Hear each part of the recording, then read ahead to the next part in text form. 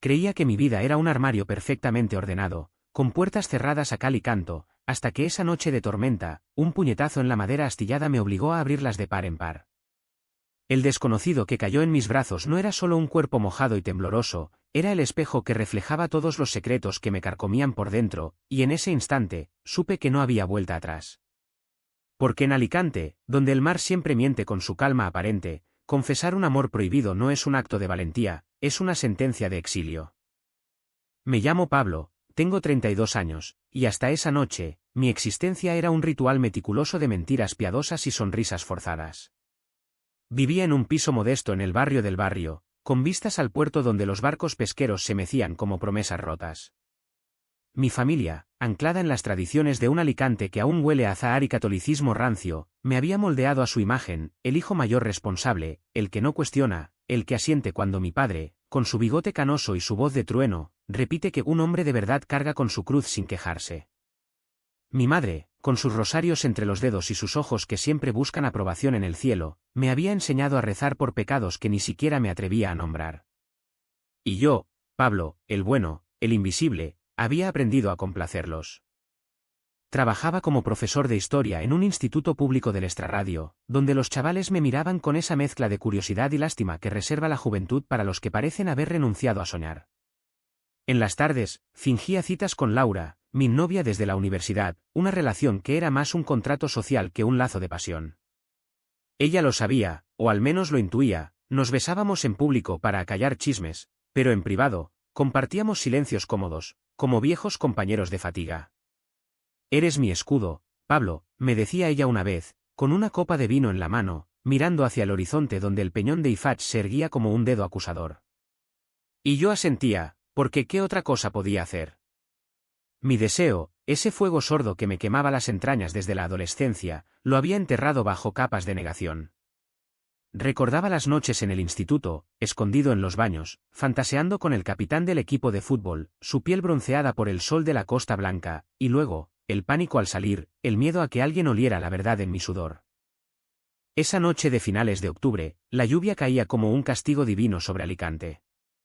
El viento ululaba desde el mar, azotando las palmeras del paseo marítimo como si quisiera arrancarlas de raíz. Yo estaba solo en el piso, con una botella de tinto a medio beber y un libro de Lorca abierto en la página donde el poeta susurra sobre amores imposibles.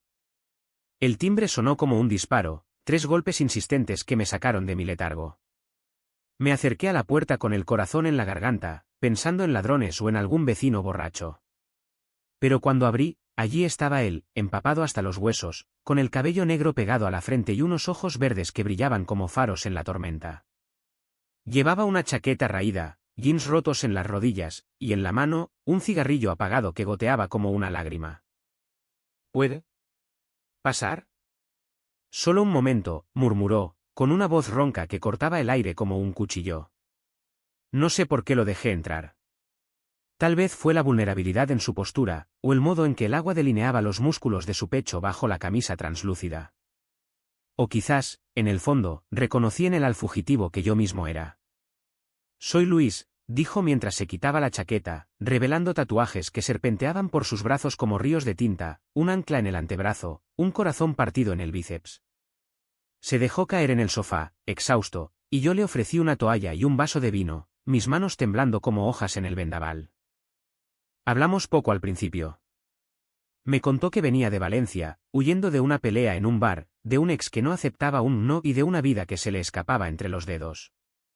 Yo le escuché, hipnotizado por la forma en que sus labios se movían, por el acento valenciano que rodaba como grava en su garganta. La lluvia seguía martilleando las ventanas, y en ese encierro improvisado, el aire se cargó de algo eléctrico, prohibido. Cuando nuestras miradas se cruzaron por primera vez de verdad, sentí un tirón en el estómago, como si el mar de fuera hubiera entrado en mí. Tú también lo sientes, ¿verdad?, susurró él, y antes de que pudiera negar, su mano rozó la mía.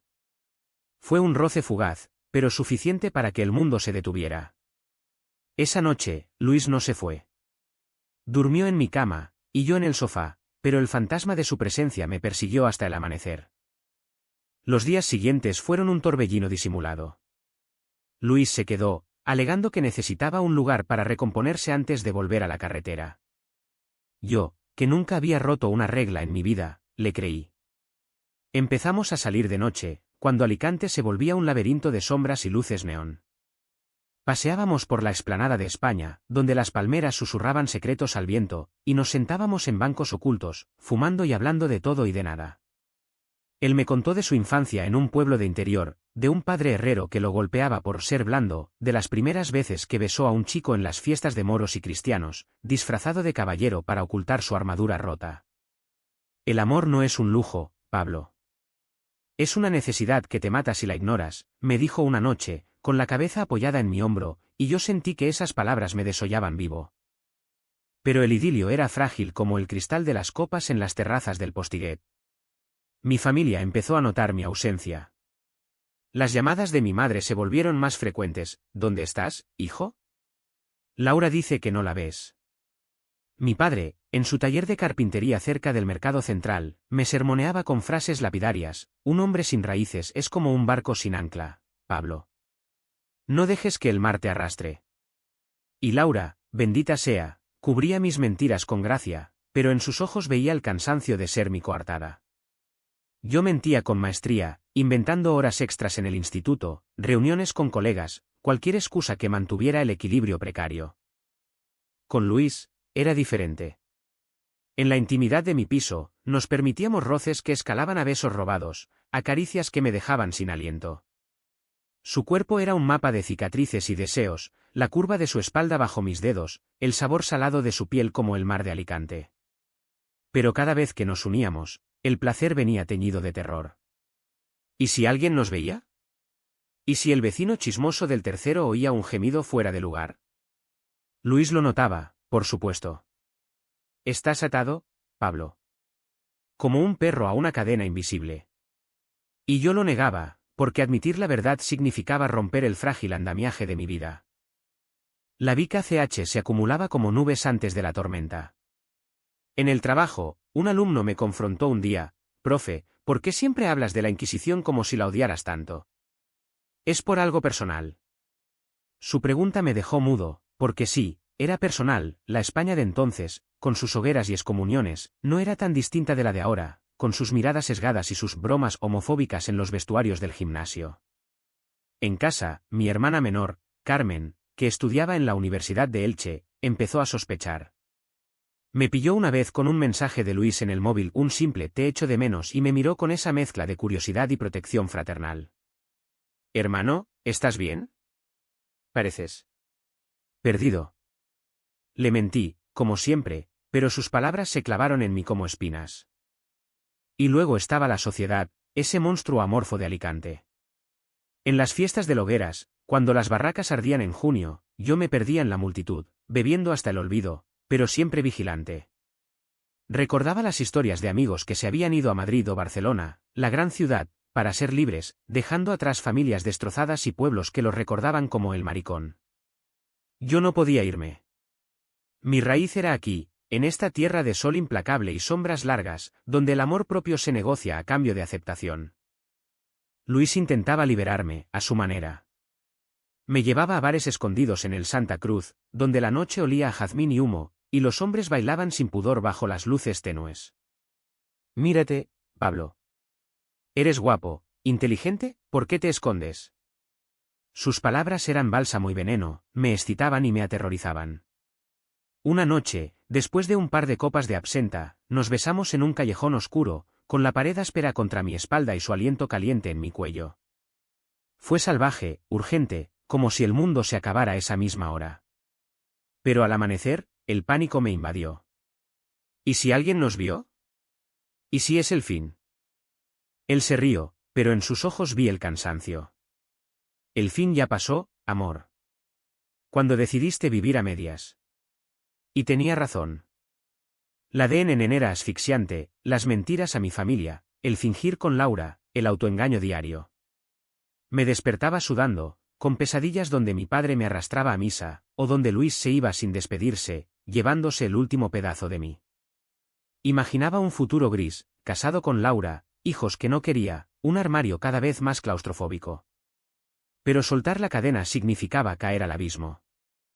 Así transcurrieron semanas, un baile precario entre éxtasis y culpa. Luis cocinaba paella en mi cocina diminuta, con el arroz teñido de azafrán y el aroma del mar filtrándose por la ventana. Reíamos de tonterías, como el turista británico que se perdía en el castillo de Santa Bárbara, o planeábamos escapadas imposibles a las calas de Villajoyosa. Pero bajo la superficie, la presión crecía. Mi madre me invitó a comer un domingo, y allí, con el plato de gazpacho humeante, soltó la bomba: Pablo, Laura está embarazada. O al menos, eso dice.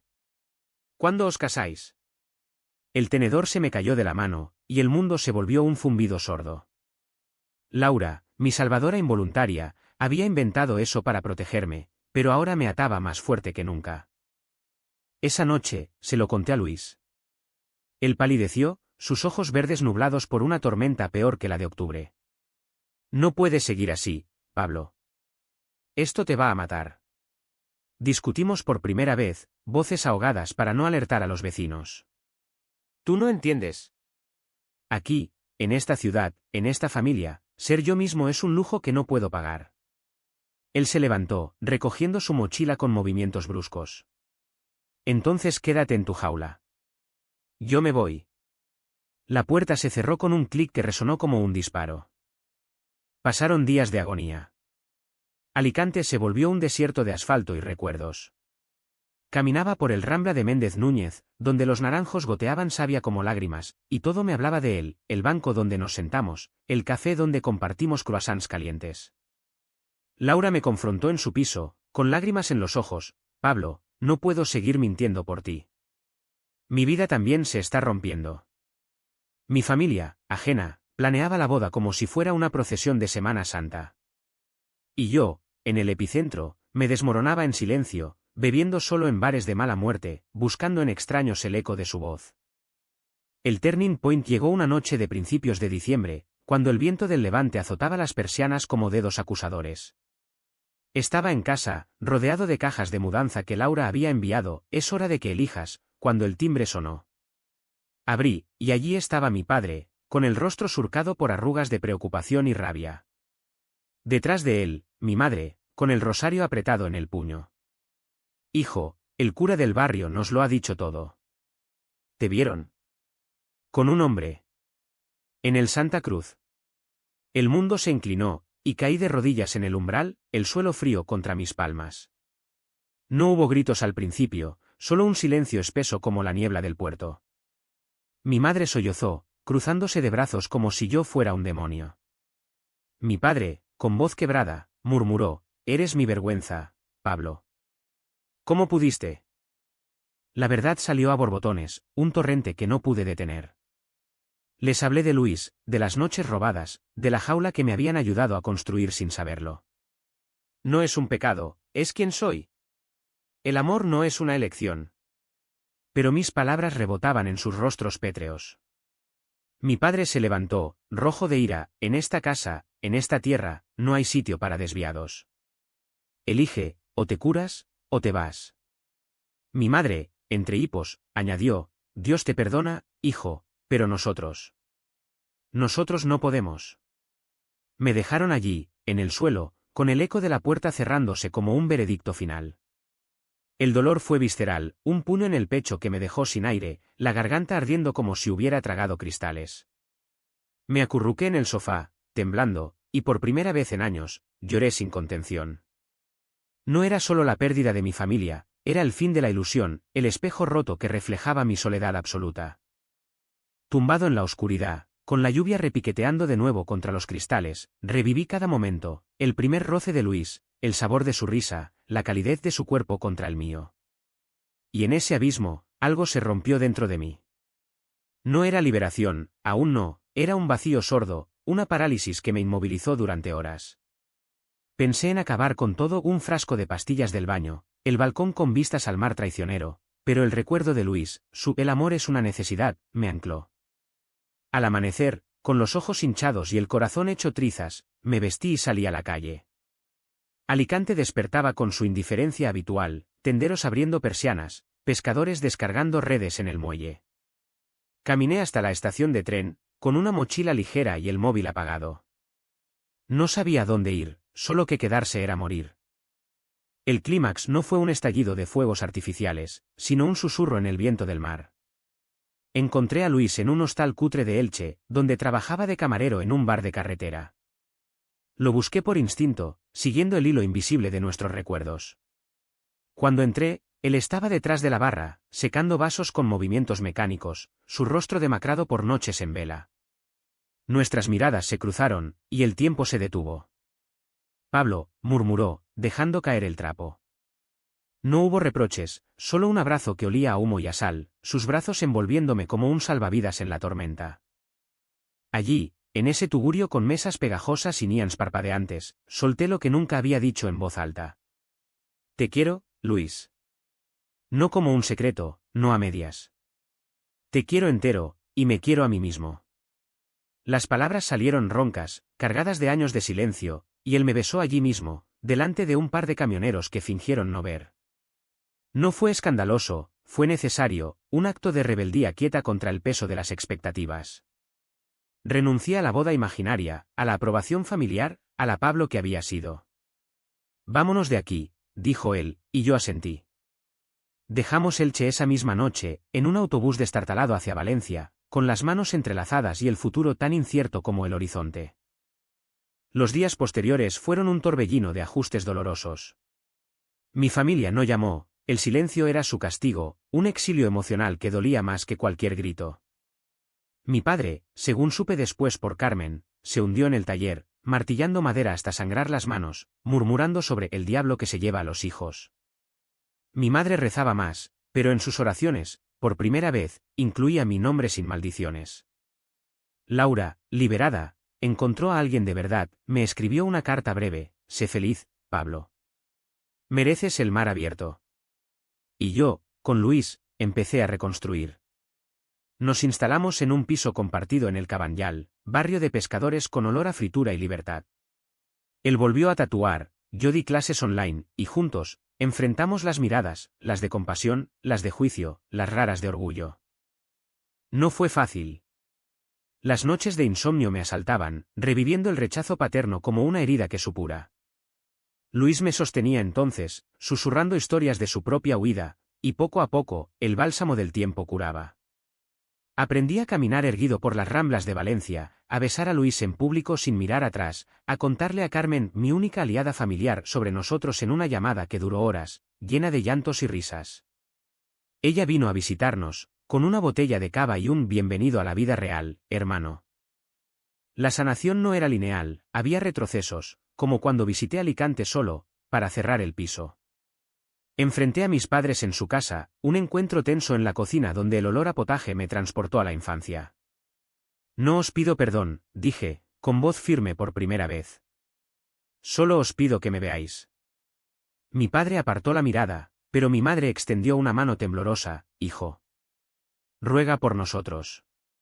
No era absolución, pero era un puente frágil. Salí de allí con el pecho más ligero, sabiendo que el precio de mi libertad era su arrepentimiento eterno. Hoy, un año después, Luis y yo caminamos por la playa de la Malvarrosa al atardecer, con el sol tiñendo el agua de oro líquido. Él fuma un cigarrillo, yo llevo una cerveza fría, y hablamos de planes tontos, un viaje a las cuevas de Rodellar, o abrir un taller de arte queer en el barrio. No somos héroes, somos supervivientes, con cicatrices que cuentan historias de tormentas pasadas. A veces, en la quietud de la noche, me pregunto si valió la pena el giro de esa puerta bajo la lluvia. Y la respuesta siempre es la misma: sí, porque en el fondo, el verdadero drama no era el rechazo del mundo, sino el de uno mismo. ¿Y si esa noche no hubiera llamado? ¿Seguiría fingiendo, ahogándome en mentiras? El mar no responde, pero en su rumor, oigo la lección: el amor, verdadero y crudo, no pide permiso. Solo exige que abras la puerta.